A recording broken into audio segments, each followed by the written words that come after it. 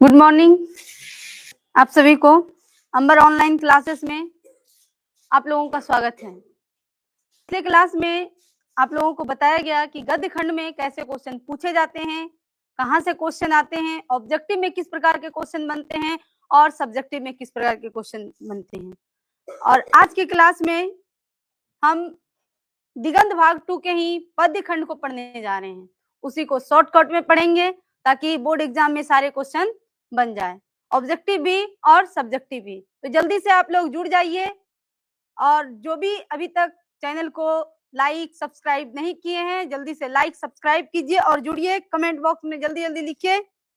आइए जल्दी से जुड़ जाइए। अंजलि कुमारी जुड़ गई है, जल्दी जल्दी जुड़िए। चलिए आज की क्लास को हम स्टार्ट करते हैं। आज की क्लास में हम पहला चैप्टर दिगंत भाग 2 में जो पढ़ने वाले हैं वो है कड़वक। क्या है? क्या है? कड़वक।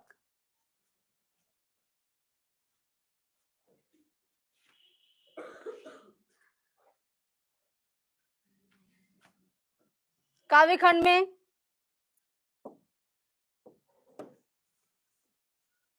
कड़वक, कड़वक कहाँ से लिया गया है? पद्मावत से। कहाँ से लिया गया है? पद्मावत से। कड़वक के रचनाकार कौन है? मलिक मोहम्मद जायसी। कौन है? मलिक मोहम्मद जायसी। इनका जन्म कब हुआ? 1492। ये क्या है? अनुमानित है, अनुमान लगाया गया है, अर्थात 15वीं सदी में इनका जन्म होता है। और निवास स्थान कहाँ है? जायस कब्र, अमेठी, उत्तर प्रदेश में। आप लोग बताएंगे गुलेर नामक गांव में एक लेखक का जन्म हुआ था जिसका नाम क्या था? क्या था? चंद्रधर शर्मा गुलेरी। यहाँ पे जायस में जन्म हुआ है इसलिए इसका नाम क्या पड़ा? मलिक मोहम्मद जायसी। इसे पीर के कवि भी कहा जाता है। क्या कहा जाता है? पीर के कवि। सभी को गुड मॉर्निंग, जल्दी से जुड़ जाइए। पिता का नाम क्या है? मलिक शेख ममरेज। क्या है? मलिक शेख ममरेज या अशरफ राजे। कई रचनाएं हैं, पद्मावत, अखरावट, आखिरी कलाम, चित्ररेखा, कहरनामा, मसलानामा, चंपावत, होलीनामा, इत्रावत। कई इनकी कहानी कविताएं हैं। और इसमें से जो लिया गया है ये कड़वक कहाँ से लिया गया है? पद्मावत से लिया गया है। कहाँ से लिया गया है? पद्मावत से लिया गया है। जल्दी जल्दी आप लोग भी कमेंट बॉक्स में आंसर दीजिए, कहाँ से लिया गया है? पद्मावत से। ये क्या थे? मलिक मोहम्मद जायसी एक आंख और एक कान से वंचित थे। एक आंख और एक कान से वंचित थे। बाईं आंख और बाईं कान से वंचित थे। आंख की उपमा किससे की है? किसे की है? दर्पण से। जोर से बोलिए, किसे की है? दर्पण से। एक आंख और एक कान से वंचित थे, इसका मतलब क्या है? उसके पास एक आंख और एक ही कान था। अर्थ क्या है? अर्थ के आधार पे लेई मतलब क्या होता है? गोंद। क्या होता है? गोंद। आप लोग देखे होंगे छठ पर्व में, हमारे बिहार की जो महापर्व है क्या है? छठ पर्व। आटे के लेई बनाते हैं, ये क्या है? गोंद है। डाव मतलब क्या होता है? आम का मंजर। क्या होता है? आम का मंजर। शुक मतलब जानते हैं? शुक्र तारा। हमारे ब्रह्मांड में जो सबसे चमकीला तारा है वो कौन सा तारा है? शुक्र तारा है। शुक का मतलब क्या है? शुक्र तारा। विधि का मतलब क्या है? विधाता। विधाता द्वारा रचा गया संसार, विधाता। ठीक है, अब हम समझते हैं जो यहाँ से जितने भी क्वेश्चन है आप लोगों को एग्जाम में कैसे पूछ सकते हैं। पद्मावत निम्नलिखित में से किन की रचनाएं हैं? अखरावट निम्नलिखित में से किन की रचनाएं हैं? कड़वक कड़वक किस विधा से लिया गया है? कड़वक जो है कहाँ से लिया गया है? कहाँ से संकलित है? मलिक मोहम्मद जायसी का जन्म स्थान क्या है? निम्नलिखित में से दिया रहेगा। अभी हम क्वेश्चन भी करेंगे, बनता है या नहीं बनता है। लिख रहे हैं मैम कॉन्टेक्ट, कमेंट दो। देखिए, हाँ देख रहे हैं, सबका देख रहे हैं, जल्दी जल्दी कीजिए कमेंट आप लोग। सबको गुड मॉर्निंग। देखिए कड़वक में क्या बताना चाहते हैं? कड़वक में मलिक मोहम्मद जायसी यह बताना चाहते हैं कि एक आंख और एक कान से वंचित होते हुए भी मलिक मोहम्मद जायसी अपने आप को गुणी समझते हैं। मलिक मोहम्मद जायसी के बारे में हम जानने से पहले ये जानते हैं कि हमारे पद में जो दिया गया है इसमें है शब्दार्थ और भावार्थ। आप लोगों के बोर्ड एग्जाम में जो यहाँ से पूछे जाएंगे प्रश्न उसमें आते हैं व्याख्या करें, क्या व्याख्या करें। तो आप लोगों को लिखना है कि शब्दार्थ अर्थात जो शब्द है उसका अर्थ क्या है। आप लोगों को पढ़ाया गया था, बताइए अर्थ जो है शब्द का जो होता है अर्थ के प्रयोग से कितने भाग होते हैं, कितने प्रकार के होते हैं हम बताए थे। तो उसी तरह से यहाँ पे हम पढ़ेंगे एक तो शब्दार्थ और एक पढ़ेंगे भावार्थ। तो शब्दार्थ में क्या है उसको हम जानने की कोशिश करेंगे। देखिए इसमें कहते हैं एक नैन कवि मोहम्मद गुनी सोई बिमोहा जेई कवि सुनी, कि एक आंख के होते हुए भी कवि क्या है, गुनी है, अपने आप को गुनी बताते हैं। और ये किस भाषा में लिखा गया है, ये लिखा गया है ब्रज अवधी भाषा में। किस भाषा में, अवधी भाषा में। एक नैन कवि मोहम्मद गुनी सोई बिमोहा जेई कवि सुनी, जिन्होंने भी उनकी बातों को सुनते हैं उनका मन मोह लेते हैं।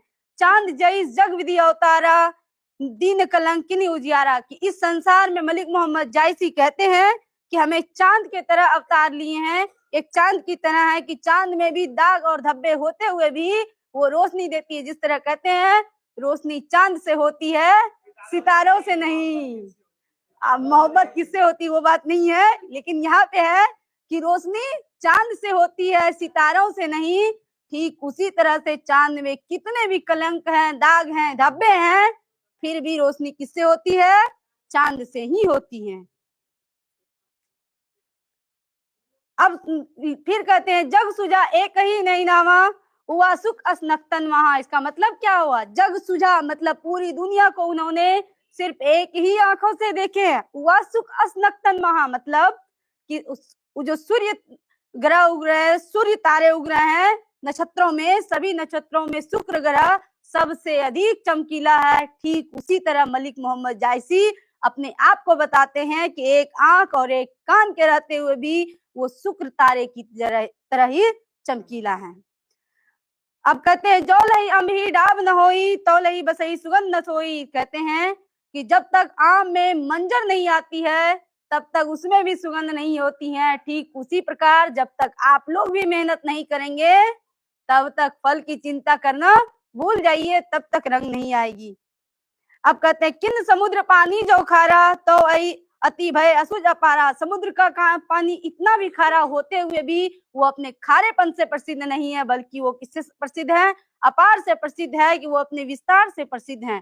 ठीक उसी तरह मलिक मोहम्मद जायसी एक आंख और एक कान से वंचित होते हुए भी वो एक आंख और एक कान के वंचित होने से प्रसिद्ध नहीं है, बल्कि वो प्रेम के पीर के कवि के रूप में प्रसिद्ध हैं।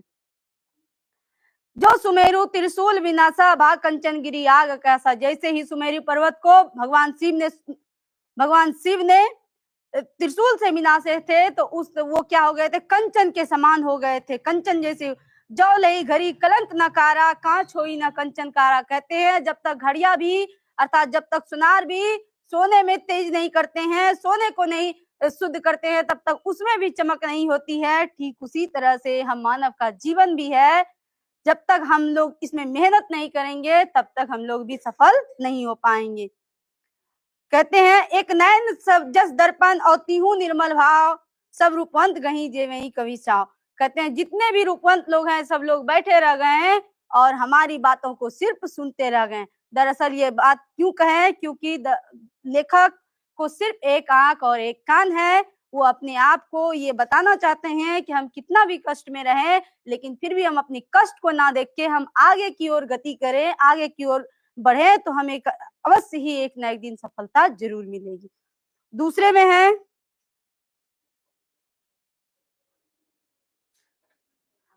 है मोहम्मद यही कवि जोरी सुनावा सुना जो प्रेम पीर का पावा।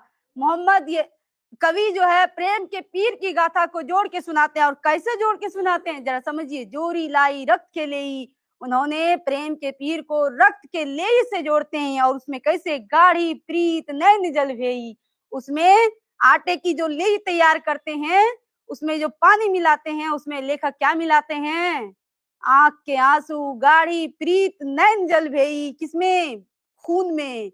उस खून में आंसू मिला करके ले तैयार करते हैं और उससे प्रेम की पीर को जोड़ते हैं। किसके प्रेम के पीर को? कहते हैं ओ मन जानी कवि तस्किन्ना, मुख ये रहे जगत में चिन्ना।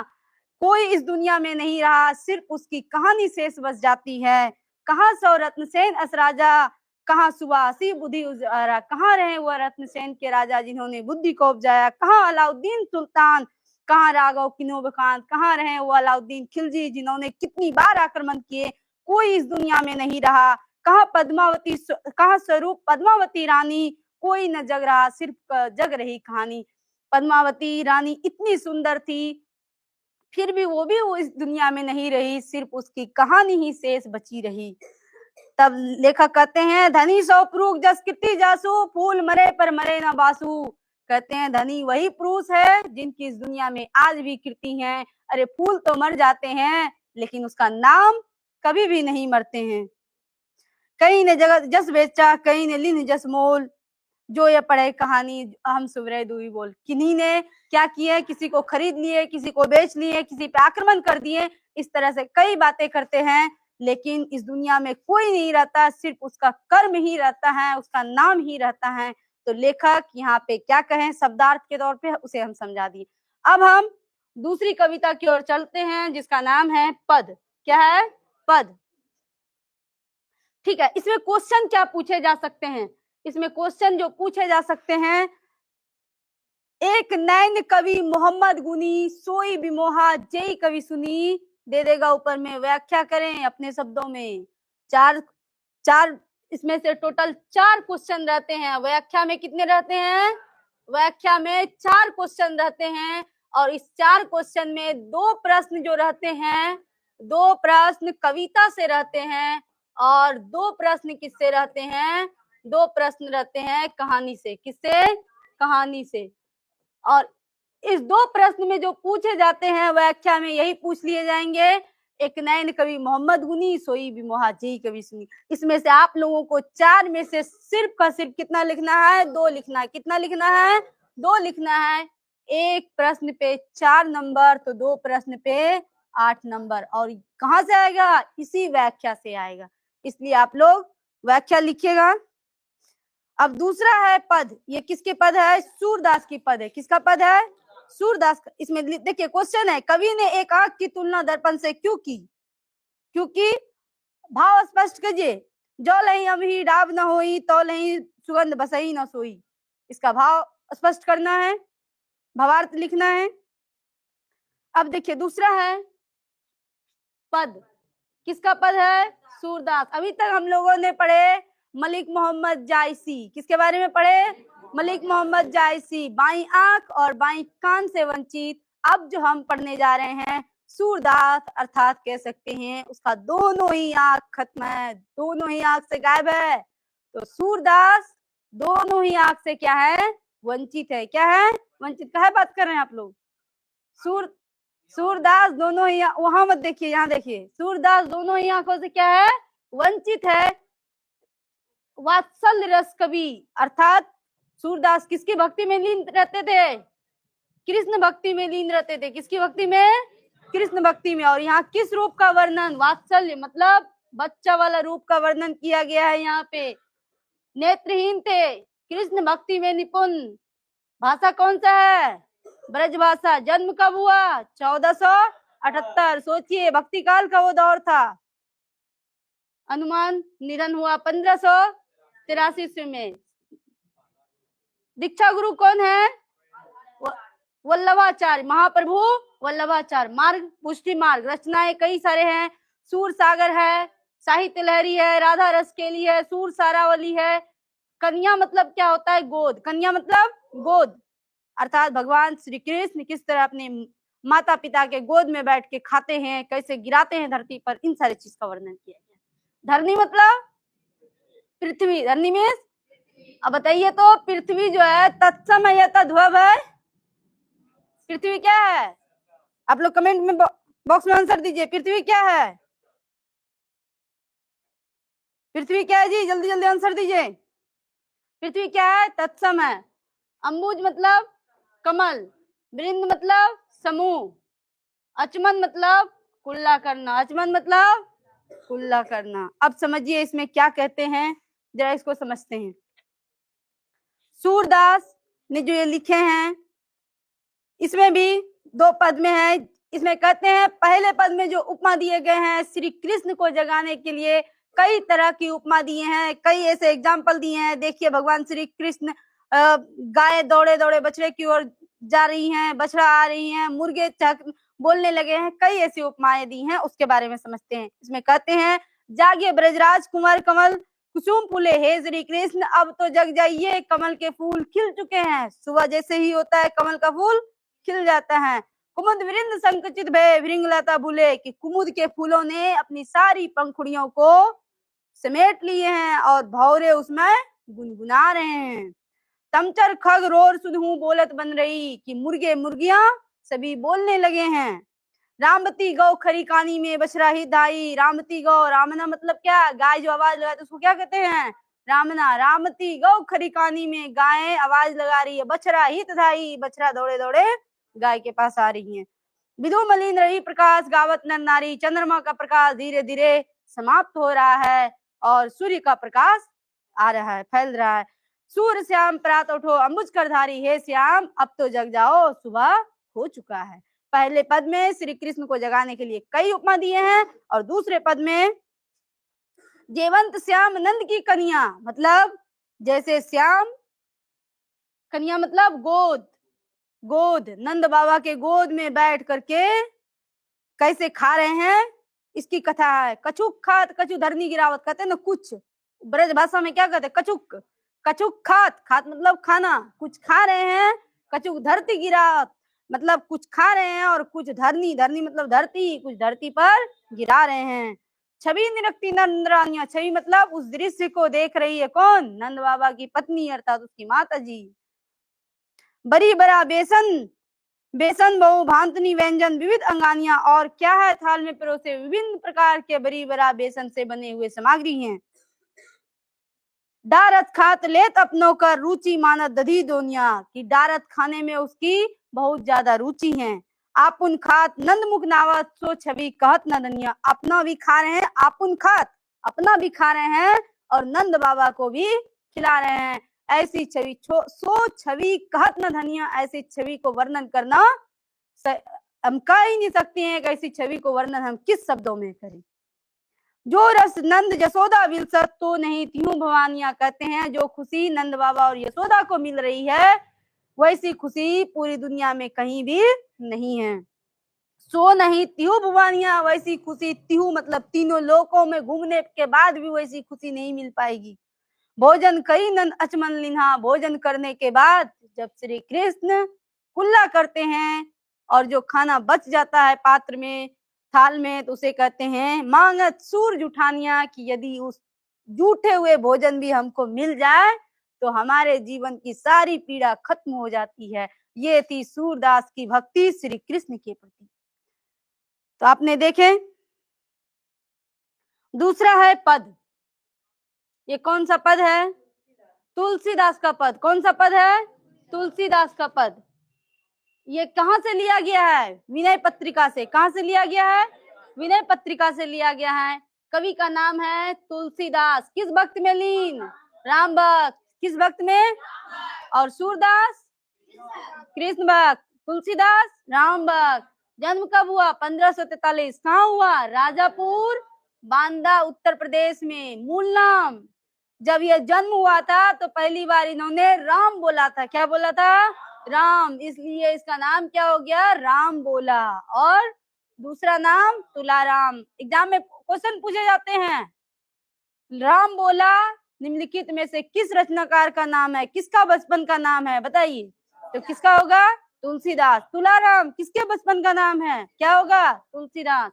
माता का नाम तुलसी देवी, पिता का नाम आत्माराम दुबे, पत्नी का नाम, पत्नी का नाम रत्नावली। शिक्षा गुरु कौन थे, देखिए उस टाइम दो गुरु होते थे, एक शिक्षा गुरु और एक दीक्षा गुरु। शिक्षा गुरु कौन थे, शेष सनातन, ये कहाँ के विद्वान थे, काशी, काशी वही बनारस। दीक्षा गुरु कौन थे, नरहरिदास। कौन थे, नरहरिदास। कई रचनाएं हैं, रामलला नहचू, वैराग्य संदीपनी, संदीपनी बखै रामायण, पार्वती मंगल, जानकी मंगल, इस तरह से दोहावली, कवितावली, गीतावली, श्री कृष्ण गीतावली, कई रचनाएं हैं। लेकिन जो आपके बुक में है, जो आपको पढ़ना है, वो विनय पत्रिका का ही कुछ भाग लिया गया है जो आप लोगों को पढ़ना है। कहाँ? तुलसीदास, इसीलिए इसका नाम क्या है? पद। छोटा जैसा कुछ कविता है, उसे ही पढ़ना है। तो हम लोगों ने जाने कि तुलसीदास किस भक्ति में लीन थे? राम भक्ति में। किस भक्ति में लीन थे? राम भक्ति में। अभी तक हम लोगों ने देखे हैं कि सूरदास ने कैसे श्री कृष्ण को जगाने के लिए कितने उपमाएं दिए, ये सारे चीज का वर्णन किया गया। और अब हम देखेंगे तुलसीदास क्या कहते हैं विनय पत्रिका के माध्यम से। तुलसीदास अर्थात राम भक्ति में लीन थे, तो जरूरी बात तो यही है कि राम और सीता के बारे में और भक्त के बारे में यहाँ पर वर्णन होने वाले। राम सीता से संबोधित करते हुए कैसे कहते हैं? माँ सीता से संबोधित करते हुए ये कहते हैं तुलसीदास, कमहुक हम अवसर पाई, हे माँ सीते। कमहुक मतलब कभी भी, कमहुक मतलब कभी भी। हे माँ सीते, यदि आपको कभी उचित अवसर मिले, मोरियो सुधी धाई भी कछु करुण कथा चलाई, तो मेरी कथा प्रभु श्री राम से जरूर चलाइएगा। चलाई मतलब चलाना। मेरी कथा प्रभु श्री राम से जरूर चलाइएगा। तब माँ सीता पूछती आखिर कौन सी कथा चलाएंगे? तब तुलसीदास कहते हैं उन्हें बताइएगा, दीन सब अंगहीन, दीन सब अंगहीन, छीन मलिन अघी अगाई, कि वो दीन है, दुखी है, दरिद्र है, फटे पुराने मैले कपड़े पहने हुए हैं, और फिर नाम ले भरे उदर, कि आपके नाम से ही हे राम करके वो भिक्षा मांगते हैं और आपके नाम से ही वो अपना पेट भरते हैं। हे एक प्रभु दासी दास कहाई, एक प्रभु मतलब ऊपर वो दासी शब्द का यहाँ क्या तात्पर्य हुआ? दासी शब्द यहाँ माँ सीता को संबोधित करते हुए कहते हैं, हे माँ सीते, आप प्रभु श्री राम से मेरी दशा जरूर ये बात कहिएगा। तब पूछेंगे कि आखिर कौन व्यक्ति हैं? तब बोले उसमें बुझे सो है कौन। आपको पूछेंगे कि वो कौन व्यक्ति है जिसके बारे में तुम ये दशा बता रही हो। कहीं कहीं भी नाम दशा जनाई, जिनके बारे में दशा बता रही हो। सुनत राम कृपालु, जैसे ही प्रभु श्री राम आपकी बातों को सुनेंगे, हमारी दशा को सुनेंगे, मेरी बिगड़ियों बनी जाई। बिगड़ियों मतलब क्या होता है? बिगड़ियों मतलब मेरी बिगड़ी हुई काम बन जाई, मेरी बिगड़ी हुई काम बन जाएगी। जानकी जग जननी, जन के किए वचन सहाय, हे जगत जननी, तुम संसार का पालन करती हो, मेरा एक काम ये वाला जरूर कर दीजिए। तरह तुलसी भव तब नाथ गुनगन गाई, और जैसे ही प्रभु श्री राम सुन लेंगे मेरी आपकी बातों को, तो तुलसीदास तर जाएंगे। तुलसीदास के जीवन में किसी प्रकार का कमी नहीं होगा। कहने का मतलब समझिए कि उस समय भक्ति काल का वो दौर था, भक्त और भगवान के बीच में वो रिलेशन हुआ करता था, वो संबंध हुआ करता था, जिसमें से भक्त अपने आप को कभी भी भक्तों के प्रभु के सामने ये नहीं समझते कि हम बहुत कुछ हैं। इसलिए उस टाइम एक शिक्षा गुरु होते थे और एक दीक्षा गुरु होते थे। दूसरे में कहते हैं, रटत हो भोर ही को आजू, कि द्वार पर भोर से ही रट रहे थे। कैसे? रटत रिहा आरी और न कौर ही ते काजू, कली कराल दुकाल दारून कुमति का साजू। उसके मन में कलयुग से ही, कलयुग के इस बात को मन में चुभ रहा था। कि कैसे चुभ रहा था? जैसे कोड़ में खाज चुभती है, नीच जनमन ऊंच जैसे कोड़ में खाजू, जैसे कोड़ में खाज चुभती है, ठीक उसी तरह से उसके मन में ये विचार चुभ रही थी कि कलयुग में मोक्ष प्राप्ति का रास्ता क्या है, मोक्ष किसे मिलता है। हरिये है सिद्धियो साधु समाज, उन्होंने सारे साधु समाज से पूछ लिए कि मोक्ष प्राप्ति का रास्ता क्या है।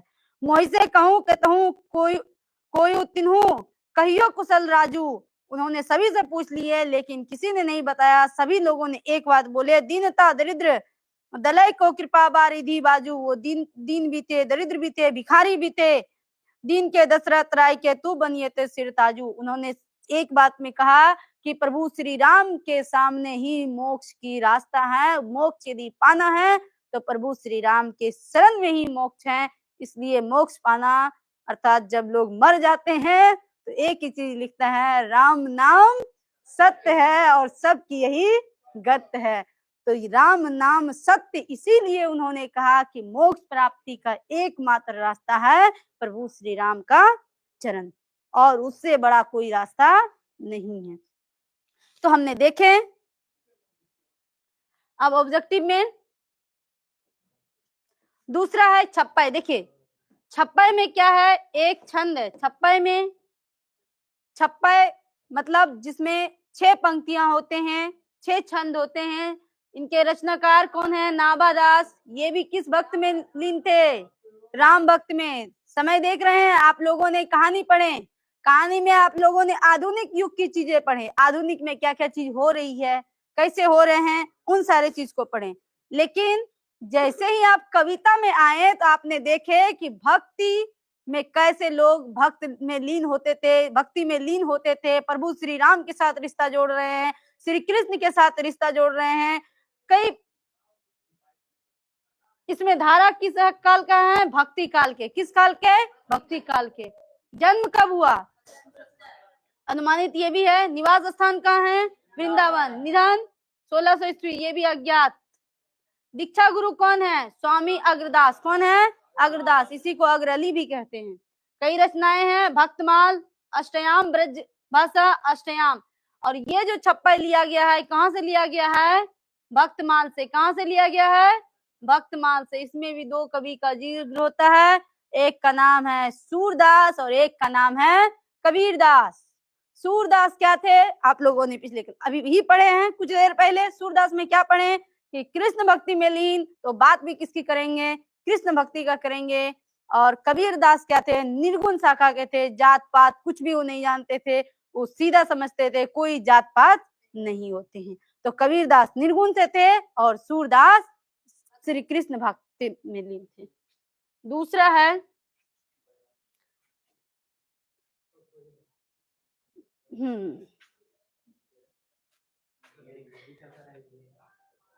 देखिए कवित। कवित के रचनाकार कौन है, कवित के रचनाकार कौन है, भूषण। भूषण मतलब किस काल के कवि, रीतिकाल। किस काल के कवि, रीतिकाल। रीतिकाल समझ रहे हैं, जो एक रीत के अनुसार चलती आ रही है। विवाह होने के बाद सिंदूर देना, ये क्या है, रीत है। क्या है, रीत है। तो रीतिकाल के अनुसार चलते आना, इसे क्या कहते हैं, रीतिकाल। ये रीतिकाल के कवि थे। जन्म 1613 में, तिकवापुर कहाँ है, कानपुर में। किस राज्य में है, उत्तर प्रदेश में। लेकिन एक चीज तो देखें, क्या कि जितने भी ज्यादा से ज्यादा रचनाकार का नाम है वो कहाँ के हैं, उत्तर प्रदेश के हैं। कहाँ के हैं, उत्तर प्रदेश के हैं। अब बात जरा समझिए, उत्तर प्रदेश के ही क्यों हैं, क्योंकि सम्मिलित रूप से ये उस समय की बात कर रहे थे। ज्यादातर रचनाएं में 1947 के पहले की बात थी, है या नहीं है। जितने भी रचनाएं अभी तक में आप लोगों ने पढ़े, उसने कहा था अर्धनारीश्वर, ये सब जितनी भी रचनाएं हैं 1947-50 यहीं तक की कहानी को हम लोगों ने पढ़े हैं। कविता भी वही उसी तरह से देख रहे हैं। हाँ, एक चीज और है, जितनी भी कविताएं आप लोगों ने पढ़े होंगे 1300 ईस्वी में, 1400 में, 1500 में, 1600 में, यही सब पढ़ रहे हैं। तो इस दौर का मतलब क्या है, उस समय भक्ति काल चल रहा था। क्या चल रहा था, भक्ति काल चल रहा था। और आज तो आधुनिक है। देखिए निधन कब हुआ, 1715 में। पिता रत्नाकर त्रिपाठी, भाई का नाम चिंतामणि त्रिपाठी और मतीराम भूषण। नायक शिवाजी। नायक कौन थे, शिवाजी। छत्रसाल, पुत्र का नाम क्या था, साहू जी। शिवाजी का बेटा का नाम साहू जी। शिवाजी के बेटा का नाम साहू जी। रचनाएं शिवराज भूषण में कितने छंद, 384 छंद। कितने छंद, 384 छंद। कितने अलंकार, 105 अलंकार। शिवा बावनी, बावनी मतलब 52 मुक्तक। बावनी मतलब 52 मुक्तक। छत्रसाल दशक, दशक मतलब 10 छंद। भूषण हजारा, भूषण उल्लास और दूषण उल्लास। देखिए जितने भी रचनाएं हैं, ये सारी की सारी रचनाएं बहुत बहुत इंपॉर्टेंट है। VVI लिख लीजिए, यहाँ से कुछ कुछ क्वेश्चन हर बार बनते हैं। अब देखिए काव्य में क्या है, करुणा रस। कैसी, करुणा। अर्थ जीमी मतलब जैसे, जीमी मतलब जैसे। जम मतलब यम यमराज। द्रुम मतलब दंड, द्रुम मतलब दंड, वृक्षों की डालें। द्रुम दंड मीन्स वृक्षों की डालें। कलऊ मतलब भोजन नहीं करते, कलऊ पान करके आते हैं, मतलब भोजन पानी करके आते हैं। पवन मतलब पवन, पवन मतलब। इस कविता में कौन किस प्रकार से भारी है इसके बारे में पढ़ने जा रहे हैं। जैसे थोड़ा सा हम कविता बता देते हैं।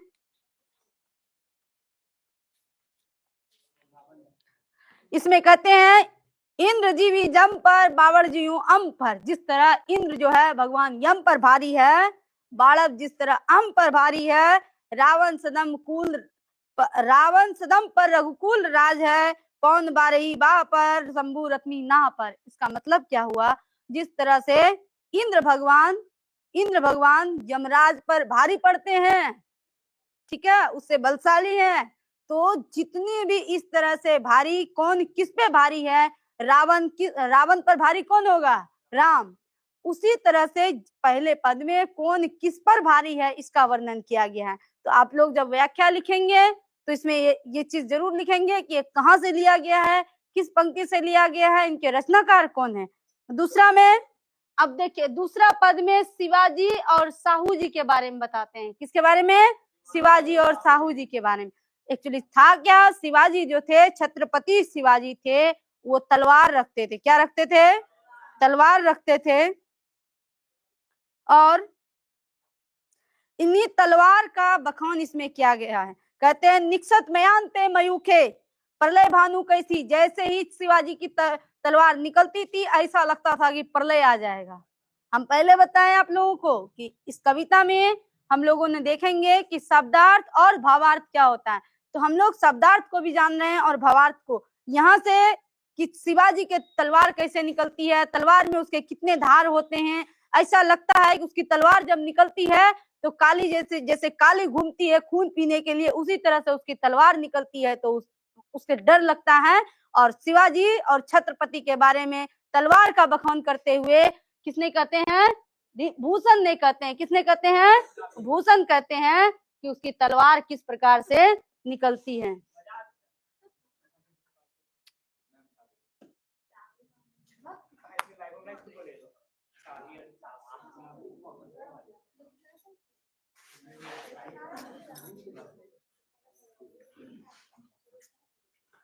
अब देखिए इसमें क्या कहते हैं, प्रलय भानु कैसी फारे तम तो गजयंदन के जाल को, लगती लपकी कंठ बैरिनी नागिन सी। उसकी जब तलवार लगती है ऐसा लगता है कि नागिन लिपट गई है। तो कई एग्जाम्पल इन्होंने दिया, रुद्र ही रिजावे दे दे मुंडन की माल को। जिस तरह से महाकाली के गले में मुंडा लटका होता है, ठीक उसी तरह से छत्रपति शिवाजी हैं। लाल छतीपाल छत्रसाल महाबाहुबली। छत्रपति शिवाजी को क्या कहते हैं, वो बाहुबली हैं। चलिए, बाहुबली मतलब नहीं समझे, कुछ कुछ क्वेश्चन भी है इसमें, तो इसमें समझिए कि हम शॉर्टकट में समझा रहे हैं इसको। कि पहले पद में इसमें ये बताया गया था कि शिवाजी ने किस तरह से कहा कि इंद्र किस पर भारी है, रावण पर कौन भारी है, वृक्ष पर कौन भारी है, अग्नि पर कैसे भारी है कौन, इस तरह का वर्णन किया गया है। जबकि दूसरे में इन्होंने कहा कि छत्रपति शिवाजी की तलवार का बखान कैसा किया है, कैसी उसकी तलवार है, कैसी तेज धार है, कैसी उसकी तलवार से लोगों को डर लगती है, उन सारा चीज का वर्णन किया गया है। दूसरा जो कविता है उस कविता का नाम है तुमुल कोलाहल कलह में। क्या नाम है, तुमुल कोलाहल कलह में। इस संसार में अंधकार के दुनिया में भी कौन रहते हैं। ये छायावादी कविता है, छायावादी कवि हैं। इनके रचनाकार कौन है, जयशंकर प्रसाद। कौन है, जयशंकर प्रसाद। जन्म कब हुआ, 1889 में। और जिन लोगों को मजाक लग रहा है, एग्जाम में क्वेश्चन यहीं से आएगा। जन्म स्थान कहाँ है, वाराणसी। कहाँ है, वाराणसी। निधन 15 नवंबर 1937 में। 15 नवंबर 1937 में। बताइए, राजगुरु, सुखदेव और भगत सिंह, इन तीनों को फांसी की सजा कब होती है, 7:33। ये समय सुबह का था या शाम का, ये समय सुबह का था या शाम का, ये समय कब का था? शाम का। कब का था? शाम का। और डेट क्या था? डेट क्या था? 23 मार्च 1931। और ये कब का है? 1937। पिता का नाम देवी प्रसाद साहू। कई रचनाएं हैं। झरना कब लिखा? 1918 में। झरना कब लिखा? 1918। आंसू कब लिखा? 1925 में। लहर कब लिखा? 1917 में। कौन सा सत्याग्रह हुआ था? आप लोग आंसर दीजिए। कौन सा हुआ था? चंपारण सत्याग्रह। महाराणा का महत्व, करुणालय, प्रेम पथिक। अब बताइए, प्रेम के पीर के कवि किसे कहा जाता है? प्रेम के पीर के कवि किसे कहा जाता है? मलिक मोहम्मद जायसी। कमायनी 1900। कमायनी कब लिखा गया? 1936 में। प्रबंध काव्य है। देखिए, कुछ नाटक भी है। कल्याणी, परिणय, राज। अच्छा बताइए, राजश्री, बैसाख, कामना, कथा, छाया 1912 में, प्रतिध्वनि 1931 में। उपन्यास भी है। कई इसके उपन्यास और रचनाएं हैं। ये जितनी भी रचनाएं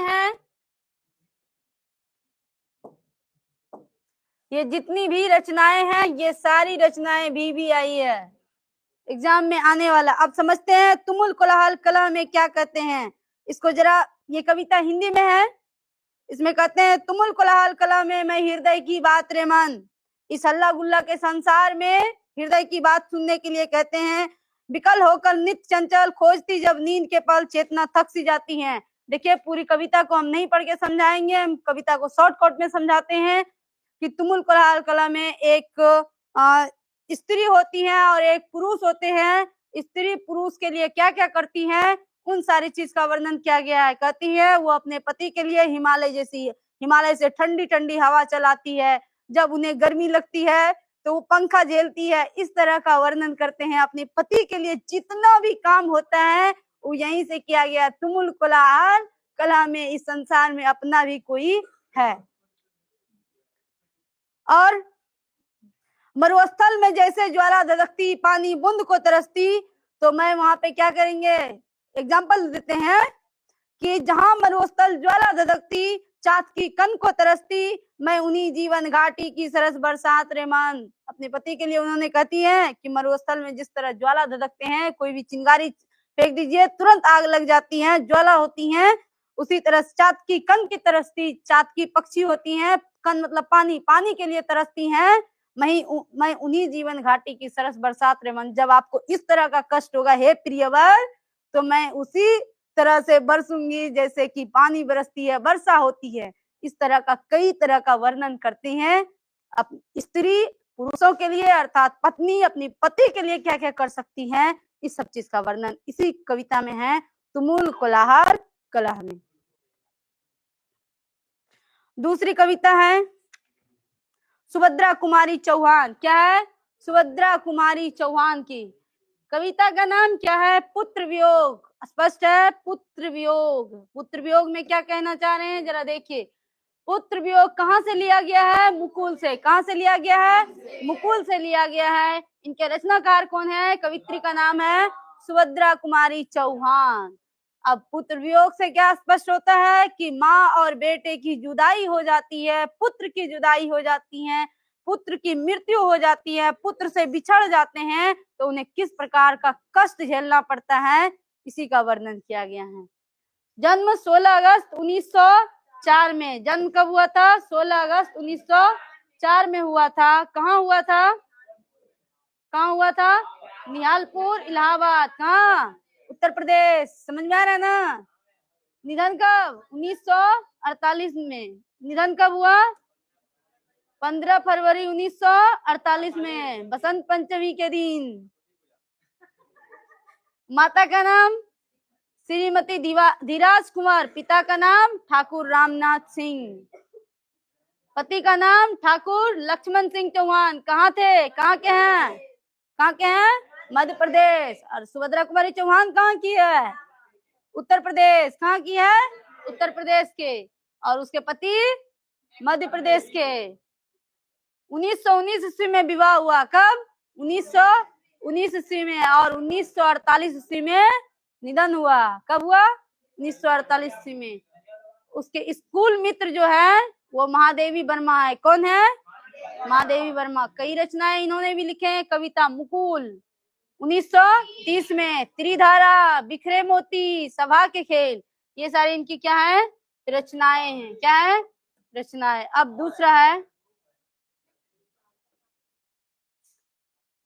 अब देखिए ये बहुत ही इंपॉर्टेंट है। पुरस्कार मिला, पुरस्कार किस पर मिला, मुकुल पर। कब, किस पर मिला, मुकुल पर पुरस्कार मिला। कब मिला, 1930 में। कौन सा पुरस्कार, शेख सरिया पुरस्कार। कौन सा पुरस्कार, शेख सरिया पुरस्कार। खिलौना का अर्थ होता है बेटा। यहाँ पर खिलौना का अर्थ क्या है, बेटा।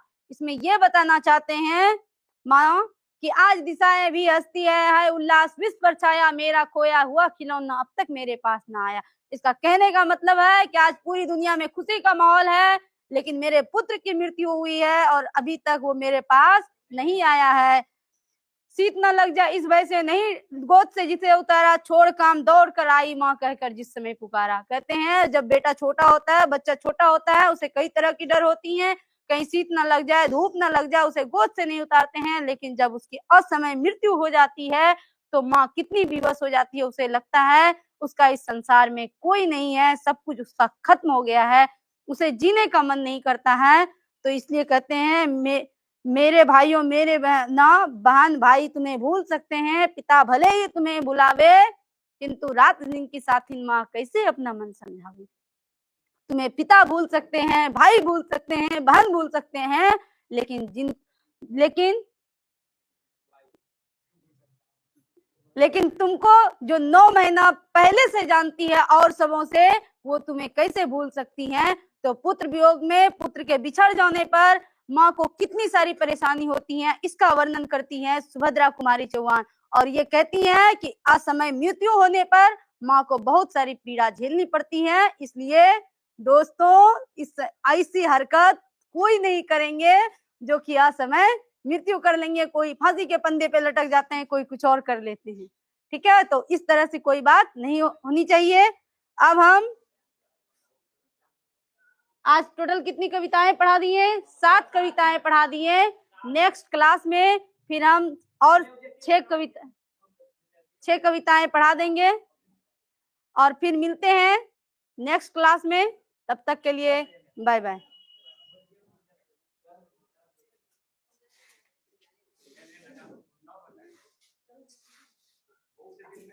हो गया।